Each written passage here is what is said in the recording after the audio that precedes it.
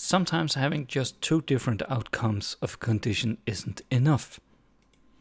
Let's say that we wanted in our game a text up here saying you're doing good, you're doing better, and you're almost there. And we wanted that to happen when you have 4 points, 6 points, and 8 points. We could add our if, say if our points is 4. And now, rather than creating in the HTML here, I'm just console logging it to test. You are doing good. And then if I have points is say 6, then say console log. You are getting better. And if points is 8,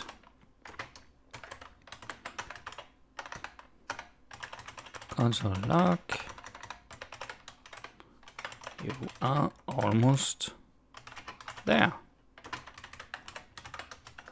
So this would give us 1 point, 2 points, 3 points, nothing. When I have 4 points, it says you're doing good.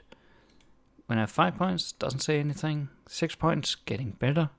7 points, doesn't say anything. 8 points, I'm almost there. And 9 points, nothing. And 10 points, I won the game. So now that I think about it, I would like those messages to be not just for 8 points, but for 8 and above. So if I'm more than 8 or equal, and if I'm more than 6 or equal, and if I'm more than 4, I think that would be nice. So let's say 1, nothing happens. 2, nothing happens. 3, nothing happens. 4, you're doing good. 5, you're doing good. 6, you're doing good, you're getting better. Oh, it writes both of them. I don't want that. So I want my decision to be not just this one, but this one, or that one, or that one. So I need to kind of chain them together. And I can do that with simple else's. And I can say else, it would get this one here. So it would say you're doing good if it's greater than or equal to 4. And if not, then it would say if it's greater than or equal to 6, you're doing better. And if not, it would say, come on, if it's greater than or equal to 8. So let's see what that does. So nothing. 1, 2, 3, 4. You're doing good. 5. You're doing good. 6. You're doing good. But it should say you're getting better. And that's because 6 is greater than or equal to 4. So that works fine. And then it does not go into here. So I have to swap them around and start from the top. So if points is greater than or equal to 8, and else if it's not,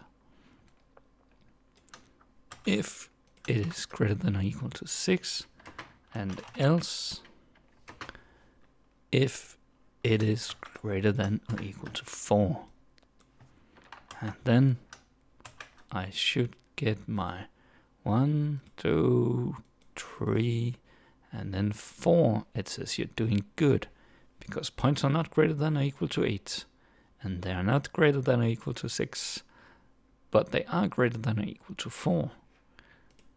And then I have 5, I'm doing good, and 6, now it says if points is greater than or equal to 6, yes it is, so it stops here and doesn't continue.